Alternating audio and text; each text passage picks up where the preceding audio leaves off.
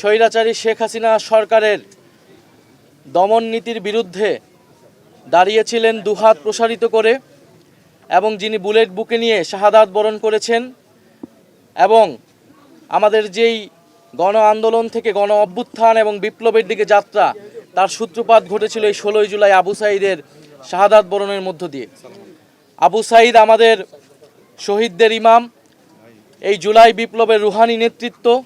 আবু সাঈদের শাহাদাত বরণের এই দিবসে শুধু আবু সাঈদকে নয়, আবু সাঈদের পাশাপাশি শহীদ মুগ্ধ, শহীদ ওয়াসিম, শহীদ ফারহান ফায়াজ, শহীদ নাইমা সুলতানা, শহীদ রিয়াগোপ, শহীদ হৃদয়চন্দ্র তরুয়া সহ যে হাজারো শহীদ, 1400 শহীদ হয়েছেন এবং 30,000 যারা আহত যোদ্ধা রয়েছেন, আমরা সকলকে শ্রদ্ধার সাথে স্মরণ করছি আজকের এই দিনে।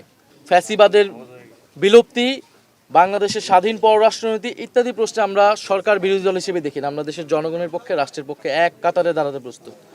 কিন্তু আমরা সেরকম কোনো আলামত আমরা সরকারের কোনো আচরণে আমরা দেখতে পাচ্ছি না। ফলে জুলাই সনদ গণভোটের রায়ের আলোকেই বাস্তবায়ন করতে হবে, তাদের নোট অফ ডিসেন্টের আলোকে বাস্তবায়ন করলে সেইখানে আমাদের কোনো সহযোগিতা তো থাকবেই না, আমাদের কোনো অংশগ্রহণও থাকবে না। ভিন্ন মতের জায়গাটা হচ্ছে বাংলাদেশের সংস্কার প্রক্রিয়া এবং বিচার প্রক্রিয়া। সেটা যদি এই সরকারের দায়িত্ব, এখন যেহেতু সরকার দায়িত্বে রয়েছে, সেটা যদি তারা দ্রুত করে, সেই ঐক্য আরও অটুট হবে। আর সেখানে যদি কোনো ধরনের বিশ্বাসঘাতকতা আমরা দেখি, সেখানে যদি কোনো ধরনের গড়িমসি আমরা দেখি, তাহলে অবশ্যই বাংলাদেশের জনগণ এবং জাতীয় নাগরিক পার্টি আমাদের সেই আপোষকামিতার বিরুদ্ধে অবশ্যই দাঁড়াবে।